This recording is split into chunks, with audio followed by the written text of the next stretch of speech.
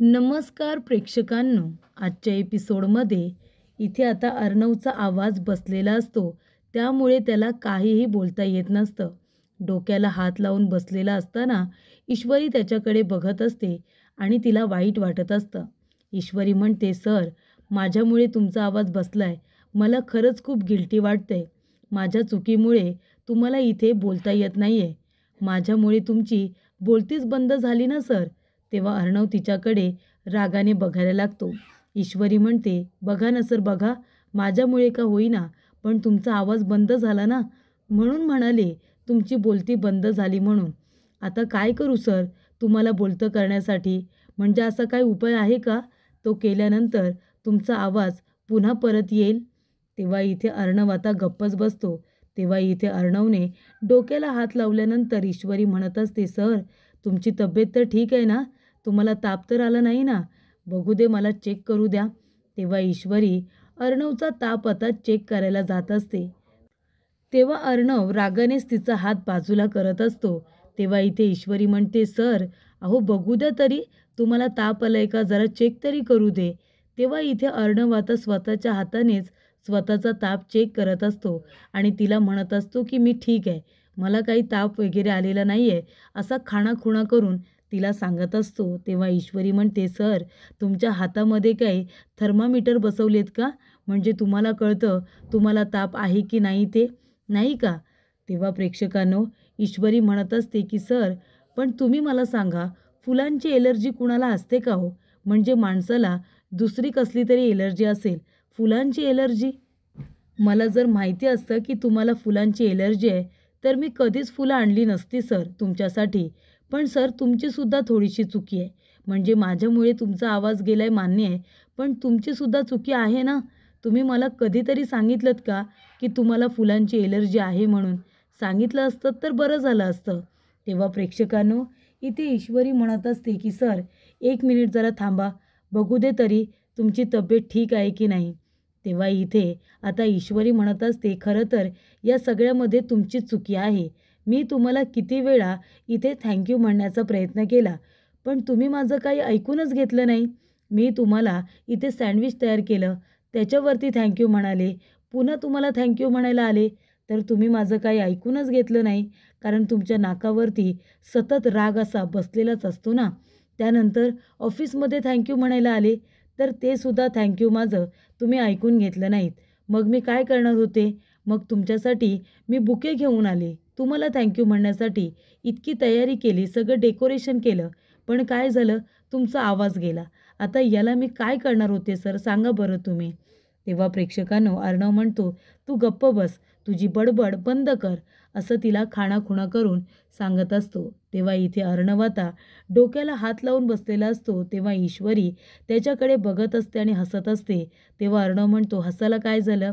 तेव्हा ईश्वरी म्हणते, sir, sorry sorry sir, पण तुम्ही असे बसलात ना, तर तुम्ही खूपच जास्त फनी दिसताय सर. तुमच्याकडे बघून हसायलाच येतंय.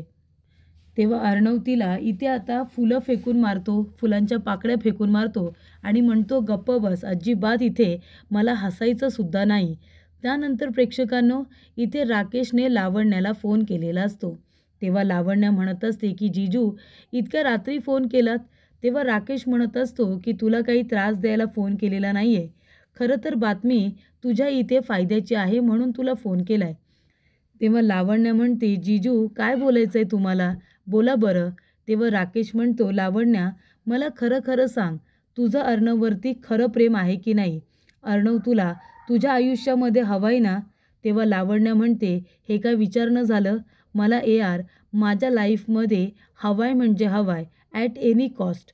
तेव्हा राकेश म्हणतो, म्हणूनच तुला मी फोन केलाय. तुला माहिती आहे का त्या ईश्वरीने काय केलंय? ईश्वरीने इथे आजची नाईट अर्णवसाठी आणि तिच्यासाठी खूपच स्पेशल व्हावी म्हणून इथे संपूर्ण तयारी केलेली आहे. तर इथे अर्णवसाठी ही नाईट स्पेशल करण्यासाठी तिने रूममध्ये डेकोरेशन वगैरे केले. अर्णवसाठी फुलं वगैरे मागवली आहेत. म्हणजे मला तर वाटतं की आज इथे त्यांची स्पेशल नाईट असणार आहे. आणि जर ही नाईट त्यांची साजरी झाली तर अर्णव तुझा कधी होईल असं मला तरी वाटत नाही. त्यामुळे तुला जर तुझं प्रेम वाचवायचं असेल तर तू आत्ताच्या आत्ता इथे ये आणि हे सगळं थांबव. तेव्हा लावण्या म्हणत असते की मी असताना हे कधीच शक्य होणार नाही. AR फक्त माझा आहे आणि तो माझाच राहणार. 0 मिनिटामध्ये मी आता तिथे पोचते.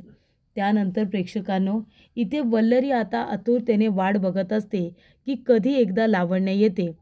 फायनली इथे लावण्य आल्यानंतर वल्लरी म्हणत असते, काय गं लावण्या, कधीचा फोन केलाय तुला आणि इतका उशीर लावलास यायला? तेव्हा लावण्या म्हणत असते, मी इथे बाय रोड माझ्या कारने येत होते. इथे प्लेनने नाही आणि ट्रॅफिक लागलं, त्याला मी काय करू? ट्रॅफिकमुळे मला लवकर येता आलं नाही.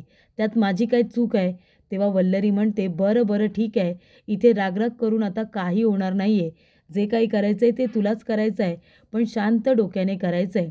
तेव्हा लावण्याला तिथे बघून राकेश म्हणतो की लावण्या, तू तुझ्या प्रेमासाठी इतक्या रात्री का होईना पण इतक्या लवकर आलीस, ते बघून मला खरंच खूप आनंद झाला. या सगळ्यावरून एक गोष्ट लक्षात आली की तुझं अर्णववरती मनापासून प्रेम आहे आणि मलाही तेच वाटतं की अर्णवच्या आयुष्यामध्ये तुझ्यासारखी सुंदर आणि इथे इंडिपेंडेंट मुलगी हवी आहे, जी त्याच्या बरोबरीची असेल. इथे ईश्वरी नाही. त्यामुळेच तुला फोन करून इथे बोलवलेलं आहे. तेव्हा आता जे काही करायचं आहे तुलाच करायचं आहे. तेव्हा वल्लरी म्हणते, पण आता काय करणार आहेस तू? अर्णवला काय सांगणार आहेस? तेव्हा इथे लावण्या म्हणत असते की ARला मी सांगणार आहे. उद्या इन्व्हेस्टरबरोबर आपली महत्त्वाची मीटिंग आहे आणि त्याबद्दलच मला तुझ्याशी महत्त्वाचं डिस्कशन करायचं आहे आणि म्हणून मी इथे आली आहे तुझ्याबरोबर बोलायला, असं मी ARला सांगणार आहे. तेव्हा राकेश म्हणतो, अरे वा, खूपच छान आयडिया शोधून काढली आहेस तू लावण्या. म्हणजे लावण्या आता शिकली. तू जा आणि अर्णवला लगेचच सांग की तुला महत्त्वाचं बोलायचं आहे म्हणून. तेव्हा प्रेक्षकांनो, इथे आता लावण्या अर्णवबरोबर बोलायला येतच असते. तेवढ्यातच इथे ईश्वरी इन्हेलर शोधत असते. ती म्हणते, अर्णव सर, तुम्हाला इन्हेलर देते आणि मग तुम्हाला त्याची वाफ देते. म्हणजे तुमच्या नाकातोंडात त्याची वाफ गेल्यानंतर तुम्हाला थोडं बरं वाटेल, हो ना? तुमचा आवाज परत येण्यासाठी मदत होईल. तेव्हा अर्णव म्हणतो, हाताने टाळ्या वाजवतो. तेव्हा ईश्वरी त्याच्याकडे बघते. तो तिला खुणवतो आणि म्हणतो, इकडे ये. तेव्हा ईश्वरी म्हणते, हो आले हां. आणि ईश्वरी येऊन आता अर्णवच्या शेजारी बसते. तेव्हा प्रेक्षकांनो, इथे आता ईश्वरी म्हणते, सर काय झालं? तेव्हा इथे अर्णव म्हणत असतो, काही नाही, मला बोलायचं आहे. तेव्हा ईश्वरी म्हणते, सर पण तुम्ही कसं काय बोलणार? तुम्हाला तर बोलताच येत नाही आहे ना? तेव्हा अर्णव घसकन तिचा हात आपल्याकडे खेचतो. तेव्हा ईश्वरी म्हणते, सर अहो काय करताय तुम्ही हे? तेव्हा अर्णव म्हणतो, एक मिनिट थांब. आणि अर्णव तिच्या हातावरती लिहून तिला सांगत असतो की त्याला काय बोलायचं आहे ते. जेव्हा इथे अर्णव आपल्या हाताने तिच्या हातावरती लिहित असतो, तेव्हा इथे ईश्वरीला आता गुदुकल्या होत असतात. तेव्हा ईश्वरी म्हणत असते, सर अहो काय आहे? हे बघा सर, सोडा माझा हात, मला गुदुकल्या होत आहे सर. तेव्हा अर्णव म्हणतो, एक मिनिट थांब. आणि तो तिच्या हातावरती लिहितच असतो. तेव्हा ईश्वरी जोरजोरात म्हणत असते की सर अहो काय करताय? सोडा बरं हात, माझ्या हाताला गुदुकल्या होत आहेत. तेव्हा अर्णव म्हणतो, तू जरा गप्प बस, शांत बस. तेव्हा ईश्वरी ते सुद्धा रिपीट करत असते. अर्णव म्हणत असतो की जोरजोरात बोलू नकोस, सगळेजण ऐकतील, सगळेजण जागे होतील. आणि हे सगळे शब्द आता अर्णव जे काही खाणाखुणाने सांगत असतो ते ईश्वरी बोलत असते. तेव्हा बाहेर इथे लावण्याचा गैरसमज होत असतो. लावण्याला वाटत असतं की या दोघांमध्ये काहीतरी इथे चुकीचं घडत आहे. तेव्हा इथे प्रेक्षकांनो, आता लावण्या जोरजोरात दरवाजा वाजवते. तिला वाटतं की इथे ईश्वरी म्हणते की गुदुकल्या होत आहेत. तेव्हा अर्णव म्हणत असतो की जोरात बोलू नको, हळूहळू बोल, सगळेजण ऐकतील. म्हणजे इथे आता ईश्वरी अर्णव हे दोघेजण नक्की करतायत तरी काय, असं लावण्याला वाटत असतं. त्यामुळे त्यांना डिस्टर्ब करण्यासाठी इथे लावण्य आता जोरजोरात दरवाजा वाजवते. तेव्हा इथे अर्णव म्हणतो की आता या वेळेला कोण असेल? तेव्हा ईश्वरी म्हणते, सर मी बघते हां. तेव्हा ईश्वरी दरवाजा उघडते. तेव्हा लावण्य असते. ईश्वरी म्हणते की लावण्य मॅडम. तेव्हा अर्णव म्हणतो, तिला जायला सांग. तेव्हा ईश्वरी म्हणते की मॅडम, एवढ्या रात्री तुम्ही इथे काय करताय? तेव्हा इथे लावण्य म्हणत असते, AR कुठे आहे? मला AR बरोबर महत्त्वाचं डिस्कशन करायचं आहे. उद्या इन्व्हेस्टर बरोबर आमची मीटिंग आहे. त्यामुळे मला महत्त्वाच्या गोष्टी त्याच्याबरोबर डिस्कस करायच्या आहेत. त्याला बाहेर बोलव. तेव्हा ईश्वरी म्हणते, नाही सॉरी मॅडम, खरंच सॉरी. आता अर्णव सर येऊ शकत नाही. तेव्हा ईश्वरी अर्णवला विचारते, काय करू? तेव्हा इथे ईश्वरी लावण्याच्या तोंडावरती दरवाजा बंद करते. तेव्हा अर्णव ईश्वरीला खुणावतो आणि म्हणतो, तिला जायला सांग, तिला म्हण की अर्णव झोपलेला आहे. तेव्हा ईश्वरी म्हणते की अर्णव सर खूप थकलेत ना, ते झोपलेत आता, त्याच्यामुळे ते येऊ शकत नाही. आणि प्रेक्षकांनो, इथे आता लावण्याच्या तोंडावरती ईश्वरीने दरवाजा बंद केल्यानंतर ईश्वरी लगेचच रडत रडत खाली येऊन बसते. तेव्हा इथे वल्लरी म्हणत असते की लावण्या शांत हो, शांत हो बरं. तेवढ्यातच तिथे अंजली आणि मामा दोघे जण येतात. अंजली म्हणते, काय झालं लावण्या, अगं तू का रडतेस? तेव्हा इथे आता राकेश म्हणत असतो, अगं लावण्याला आपल्या अर्णवबरोबर काहीतरी महत्त्वाचं बोलायचं होतं आणि इथे ईश्वरीजींनी तिच्या तोंडावरती दरवाजा बंद केला आणि सांगितलं की अर्णव येणार नाही म्हणून, तो बिझी आहे, तो झोपलाय. तेव्हा अंजली म्हणत असते की लावण्या, मी काय म्हणते, तू जरा शांत हो. अगं त्या दोघांना थोडा क्वालिटी टाईम स्पेंड करू दे ना एकमेकांबरोबर. तेव्हा इथे लावण्या म्हणते, तुम्ही कुणीही मला काही समजवायला जाऊ नका. मी काही लहान मुलगी नाही आहे, म्हणून तुम्ही सगळेजण मला समजवाल आणि मला काही कळणारच नाही. तेव्हा इथे लावण्य आता चिडून निघून गेलेली असते. तेव्हा प्रेक्षकांनो, इथे आता अंजली म्हणत असते, मी काय म्हणते, आपण तरी आता मोठ्या माणसांसारखं वागूया आणि त्या दोघांना थोडा एकांत वेळ देऊया. कुणीही त्यांना डिस्टर्ब करायला नको. तेव्हा इथे आता मामा म्हणत असतात की अंजली, अगदी बरोबर बोललीस तू. हो की नाही जावई बापू? कुणीही त्यांना डिस्टर्ब करणार नाही आहे. त्यानंतर प्रेक्षकांनो, इथे आता राकेशचा हा प्लॅनसुद्धा फ्लॉप झालेला असतो. तेव्हा प्रेक्षकांनो, इथे आता ईश्वरी येते आणि अर्णवला म्हणत असते की सर, पण तुम्ही लावण्या मॅडमला का नाही भेटलात? त्यांना सांगायचं ना की तुम्हाला बोलायला प्रॉब्लेम होतोय, म्हणून तुम्ही भेटत नाही आहात. तेव्हा इथे अर्णव म्हणत असतो, तू जरा इथे शांत बस, आणि तो खाणाखुणा करून तिला सांगत असतो. तेव्हा ईश्वरी त्याचं बोलणं इथे समजून घेते. ईश्वरी म्हणते की सर, जर तुम्ही त्यांच्याशी बोलला असतात तर इथे सगळ्यांना कळलं असतं की तू मला थँक्यू म्हणण्यासाठी इथे फुलं वगैरे आणलीस, छान डेकोरेशन केलंस आणि मला काय झालं, मला शिंका आल्या, कारण मला फुलांची एलर्जी आहे आणि म्हणून माझा आवाज बसला. मग आता माझा आवाज बसला, मला बोलता येत नाही आहे, म्हणून सगळ्यांना ती गोष्ट कळली असती आणि मग सगळ्यांनी त्याचा इश्यू केला असता आणि या छोट्या गोष्टीचा इश्यू होता कामा नये, म्हणून ही गोष्ट मी कुणालाही सांगू दिली नाही किंवा कळू दिली नाही. तेव्हा इथे ईश्वरी म्हणते की अच्छा, म्हणजे सरांना इथे आता एवढं सगळं घडलं तरीसुद्धा त्यांना माझी काळजी आहे. मला कुणी काही बोलायला नको, माझ्यामुळे सरांचा आवाज गेला म्हणून कुणी मला ब्लेम करायला नको, म्हणून सर इथे इतकं टेन्शनमध्ये असतानासुद्धा फक्त माझा विचार करतायत. तेव्हा इथे अर्णव म्हणतो, काय झालं? ईश्वरी म्हणते, काही नाही सर, आता तुमचा आवाज गेलाय तर त्याच्यावरती काहीतरी उपाय केला पाहिजे ना. सर तुम्ही मला सांगा, तुम्हाला इथे हळदीवाल्या दुधाची एलर्जी नाही आहे ना? तेव्हा अर्णव म्हणतो, नाही, हळदीवाल्या दुधाची एलर्जी मला नाही आहे, असं तो खाणाखुणा करून सांगतो. तेव्हा ईश्वरी म्हणते, ठीक आहे, मी जाते आणि तुमच्यासाठी हळदीवालं दूध घेऊन येते, म्हणजे तुमचा आवाज लगेच परत येईल. तेव्हा इथे ईश्वरी आता जात असताना अर्णव तिचा हात पकडतो आणि तिला खुणून सांगतो की तुला माझ्या मनातलं तर सगळंच कळतंय, तुला कसं काय कळतंय मला जे काही बोलायचं आहे ते. तेव्हा ईश्वरी म्हणते, सर मला नाही कळणार तर कुणाला कळणार, मी बायको आहे ना तुमची. तेव्हा अर्णव म्हणतो, काय म्हणालीस? तेव्हा ईश्वरी म्हणते, सर मी तुमची बायको आहे. तेव्हा अर्णव तिला खाणाखुणा करून सांगतो, पण तू तर मला तुझा नवरा मानत नाही ना. तेव्हा ईश्वरी म्हणते, सर आता तुम्ही जास्त बोलू नका, आपल्याला जे काही बोलायचं आहे ते आपण नंतर बोलू, आधी तुमचा आवाज परत आणूया.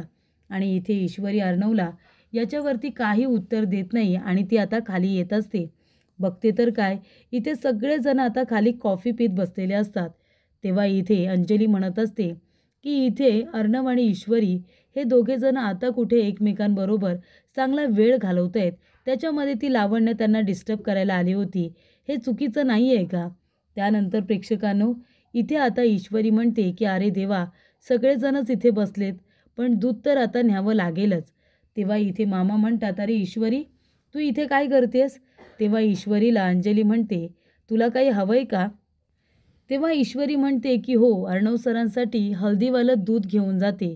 हळदीवालं दूध चांगलं असतं ना थंडीमधून, आणि आपली जी इम्युनिटी पॉवर आहे ती सुद्धा स्ट्रॉंग होते. तेव्हा इथे अंजली म्हणत असते, हो अगदी बरोबर, आपली इम्युनिटी ही स्ट्रॉंग होतेच. त्यानंतर मामा म्हणतात, अरे वा, इम्युनिटी पॉवर स्ट्रॉंग करण्यासाठी इथे ईश्वरी अर्णवसाठी हळदीवालं दूध घेऊन जाते, ही खूप चांगली गोष्ट आहे. तेव्हा ईश्वरी म्हणते, काय झालं? मामा म्हणतात, नाही नाही, काही नाही झालं, तू घेऊन जा अर्णवसाठी हळदीवालं दूध घेऊन जा.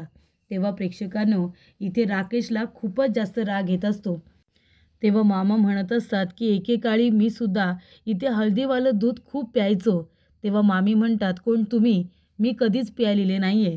तेव्हा मामा म्हणत असतात की मला तर एकेकाळी ते राष्ट्रीय पेयच वाटायचं, दूध, हळदीवालं दूध.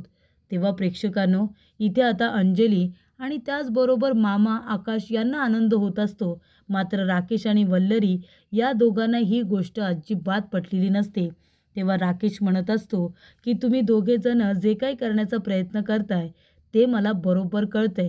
तेव्हा इथे राकेश म्हणतो की माझ्या मनामध्ये जी काही आग पेटलेली आहे ना, त्याच्यामध्ये लवकरच तुम्हाला दोघांना जळून खाक करतो की नाही बघाच तुम्ही. आज तुम्ही मला जो काही त्रास दिला आहे त्याच्यात दुप्पट तिप्पट मी तुम्हाला त्रास देणार, हे मात्र नक्की. तेव्हा प्रेक्षकांनो, इथे आता वल्लरीला सुद्धा ईश्वरी अजिबात सून म्हणून पसंत नसते. पण शेवटीला इथे अर्णव आणि ईश्वरी हे दोघेजण एकमेकांसाठीच बनलेले असतात, हे मात्र नक्की. त्यानंतर प्रेक्षकांनो, पुढील भागामध्ये इथे आता अर्णव ईश्वरीला म्हणत असतो की तुला माझ्या मनातलं सगळं काही कळतंय. मी तुला जे काही सांगितलं ते तू सगळं बरोबर ओळखलंस. तू मला माझ्यापेक्षाही चांगलं ओळखतेस. तेव्हा इथे ईश्वरी म्हणते, हो ना, मग ओळखणारच, कारण सर मी तुमची बायको आहे, असं आता ईश्वरी अर्णवला म्हणत असते. त्यानंतर इथे राकेश म्हणत असतो की आता हुकमाचा एका बाहेर काढायची वेळ आलेली आहे. तुम्ही दोघेजण सांगून काही ऐकत नाहीच ना. आता हुकमाचा एका बाहेर काढतो, म्हणजे अर्णव आणि ईश्वरी तुम्ही दोघेजण आता स्वप्नातून लगेचच बाहेर पडणार, हे मात्र नक्की, असं राकेशने आता ठरवलेलं असतं.